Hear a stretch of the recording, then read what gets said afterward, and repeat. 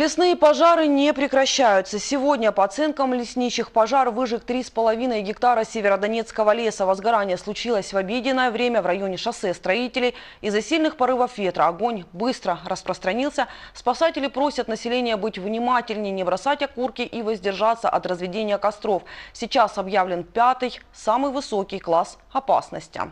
Горящий лес из своих окон увидели жители домов по шоссе Строителей и тут же позвонили в службу 101. 13:20 поступило сообщение на пункт связи части ДПРЧ-12 о том, что по шоссе Строителей горит лес. Выехали в составе двух отделений на 2 пожарных автоцистернах и здесь занимались локализацией. Причина пожара вы сейчас сами прекрасно видите, какая погода стоит. Ветер очень сильный дует. Может быть, кто-то выходил куда-то в лес, проходили где-то гуляли, могли где-то бросить или бычок, или развести огонь.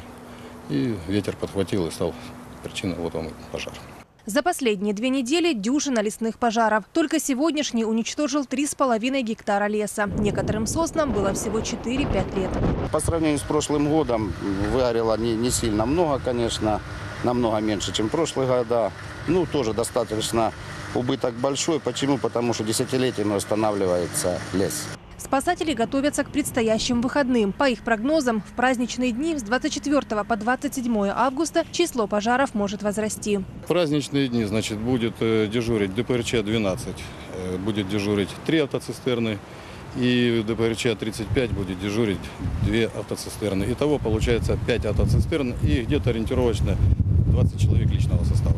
Спасатели напоминают, пока не закончится период высокой пожароопасности, в лес заходить категорически запрещено. Анастасия Волкова, Николай Резниченко, Подии.